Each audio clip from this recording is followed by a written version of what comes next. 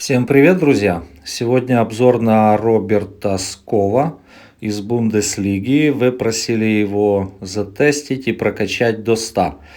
Ну что ж, я сделал это, прокачал его до 100. И что из этого получится, давайте посмотрим.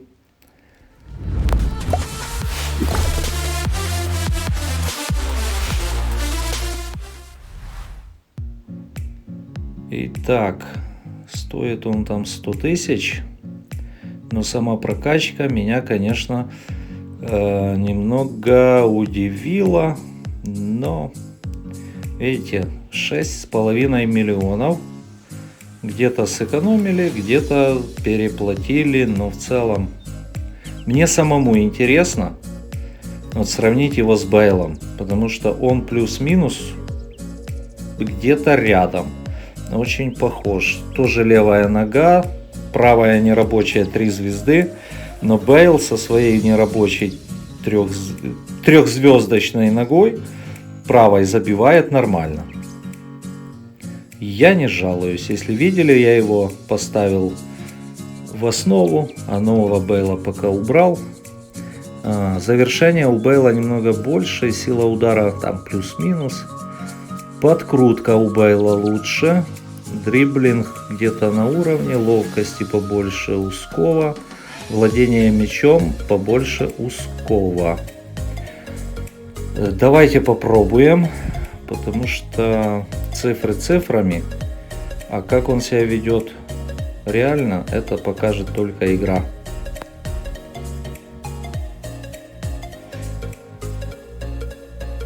Итак. Будем бить с тех же позиций, откуда бьет Бейл. Вы знаете, вот этот мяч залетел один в один, как у Бейла.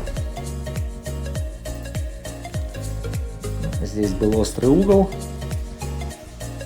Нельзя говорить, что Сков виноват. Ну-ка, ага, отобрали. Но в процессе игры, вы знаете, что я заметил? Что у него очень часто отбирают мяч. Ну, тут он сам выпустил. Или я выпустил. Ну, то есть защита его, ну, не то чтобы не замечает, но очень легко с ним справляется. А ему уже получается сложно с защитой вот обойти. Не то чтобы у него там не хватает не дриблинга даже, а вот шустрости. Не, он довольно шустрый, но если он наткнулся на защитника, все. То есть, скорее всего, он, я не помню, сколько он весит, возможно, он легкий, поэтому его отпихивают и сложно пройти. Сейчас где-то момент будет. Вот я специально его вставил, чтобы вы увидели, как его вообще пихают. Вот видите, ну ты иди отсюда. Это хотя бы вообще Раш. Ну, Раш тоже не отличается большим весом. Его тоже хорошо пихают. Ну, хотя вот он вроде и бежит за мячом, когда потерял. Вот тоже есть такой момент. Сбили. Что если потерял мяч, да, один игрок бежит, отбирает, бросается, а другой стоит. Вот вроде бы Роберт бежит за мячом. А ну-ка. Ну, такие, я понял, такие у него залетают, он ложит, как и Бейл. То есть он зашел в штрафную, в принципе, если нету защиты, если никто не мешает, с левой.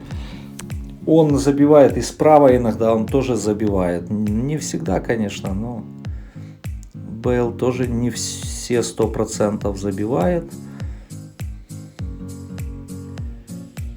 Так.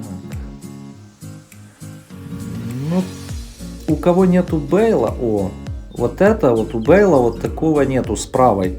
Видите, он бил и на красную. Да, можно говорить там, если сейчас начнутся в комментариях упреки, что бил на красную, да ради бога, Бейл, я бью точно как и Бейла, но у Бейла все залетает, а у других, у некоторых, может и не залететь. Я же сравниваю его с игроком, которым играл большинство времени. Не, нарушение правил. Защита агрессивная. Очень агрессивная. Де Йонг. Вот Де Йонг в плане, вот смотрите, у Де Йонга мяч отобрать, это надо постараться очень сильно. Видите, когда уже втроем его окружили, тогда отобрали. Да, скорее всего, у Скова вот по отбору мяча, вот в защитных характеристиках, там большие пробелы. И он отобрать мяч уже не может, если у него выбили из ног. Только забить, вот видите, опять отобрали. Ну, по поводу критично, не критично, сейчас посмотрим. Рост у него 1,83 м, вес 76. Вот, скорее всего, он, ну, не сказать, что это мало 76, но это и немного. Ну, может, поэтому его отпихивают, и он не может, 55, да. Скорее всего, и вес играет роль, и вот перехват, и сила. Да, и скорее всего защитные характеристики тоже. В целом под Бундеслигу, ну, он забивать будет, но будьте готовы, если схема 3-4-1-2, там участвует в защите правый полузащитник. Считайте, что защиты нет. Бейл в этом плане лучше. А с вами был Анархист. Подписывайтесь на канал, комментируйте обязательно и ставьте лайки. И до новых встреч. Всем пока.